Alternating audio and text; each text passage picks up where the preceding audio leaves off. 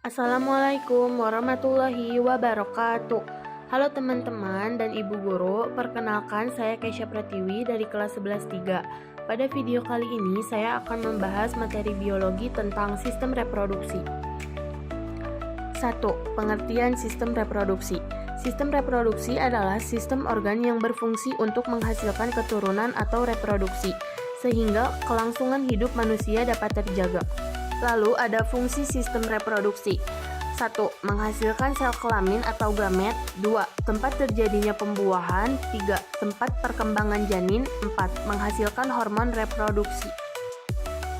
Lalu selanjutnya ada organ reproduksi pria. Ada organ dan fungsinya. A. Testis, menghasilkan sperma dan menghasilkan hormon testosteron.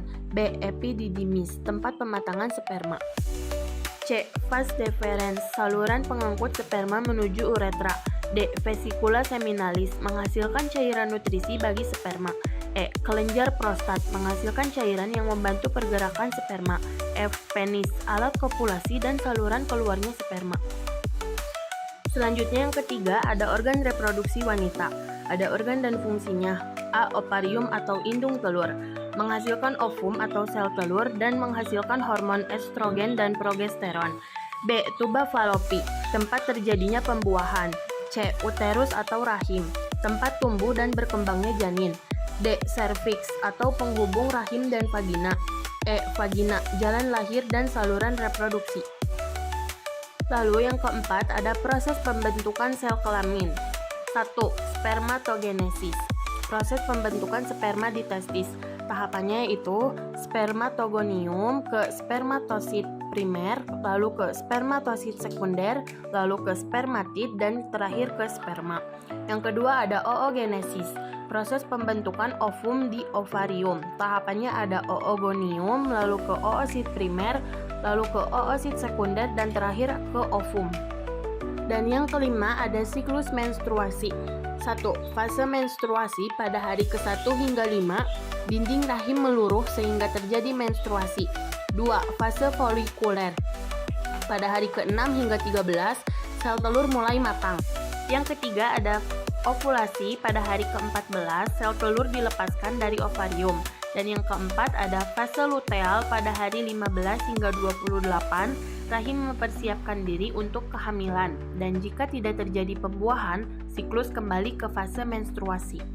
Keenam ada fertilisasi atau pembuahan.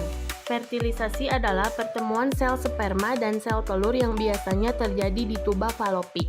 Tahapannya itu 1. Sperma bertemu ovum. 2. Terbentuk zigot. 3. Zigot membelah menjadi embrio. 4. Embrio menempel pada dinding rahim atau implantasi. 7. Ada kehamilan.